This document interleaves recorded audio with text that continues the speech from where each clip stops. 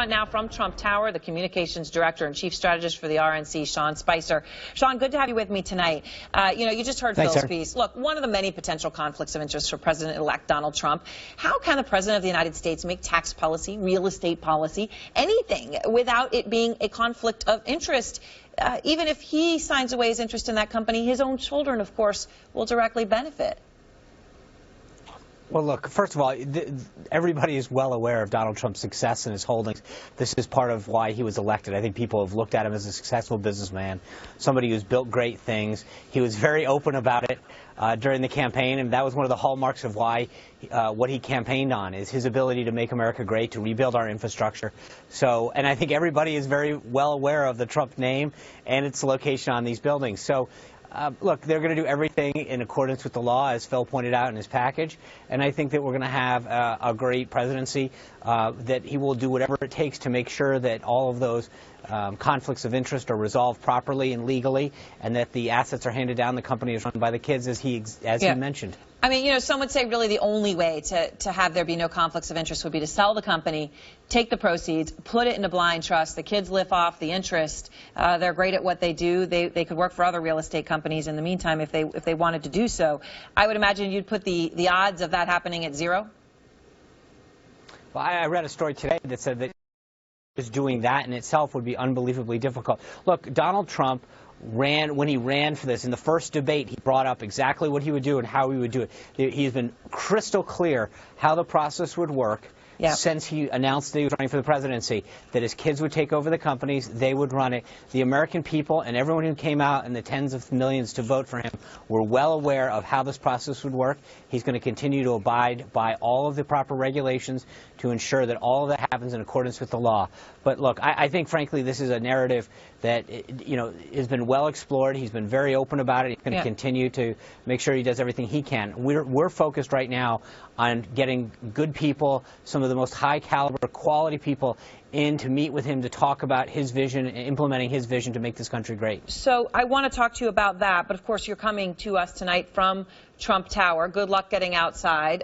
The new security restrictions are snarling traffic here in Manhattan. Take us inside, though. What is the mood like there? What is Mr. Trump's mood? I mean, is it, sort of a line of people waiting outside the office, in and out, in and out? How is it operating right now? Very well. In fact, there's sometimes that I wish I could get out because I want to read. The stories that I read aren't what I see inside. What I see inside is a team that's unbelievably committed to taking the vision that he articulated on the campaign trail and making it happen. And the quality and caliber of the individuals that keep getting brought into Trump Tower to share their ideas and thoughts and opinion with Mr. Trump on how we can reform government to make it work for every American in a much more efficient, effective way is unbelievable. You're seeing some pretty amazing people come in into this building to sit down with the President-elect and the Vice President-elect to share their ideas and their thoughts and their policies about what they think they could do to contribute their ideas, their thoughts to the President, Vice President-elect. And then from a transition standpoint, I think we've made tremendous progress in giving the President-elect some ideas about how to move forward with his core team and potential members of his cabinet.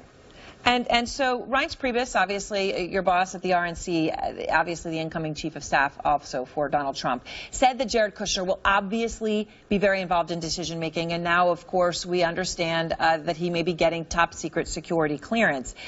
Is he going to have a role in the administration itself? Well, that's going to be up to Mr. Trump to decide. Jared's obviously been a very important part of this campaign, and he's someone that the President-elect trusts very much because he's been very successful at business himself. He has great instincts. He was very helpful to the campaign. But again, what that role is, like anyone else, is going to be up to the President-elect. And a final question. Your name reportedly on the short list to be the press secretary in the White House. If you were offered, would you take it?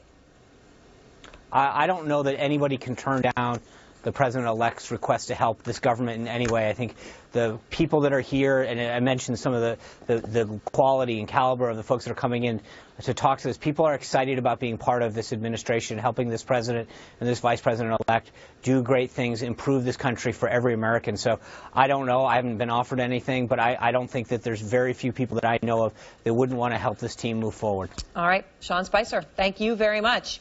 And OutFront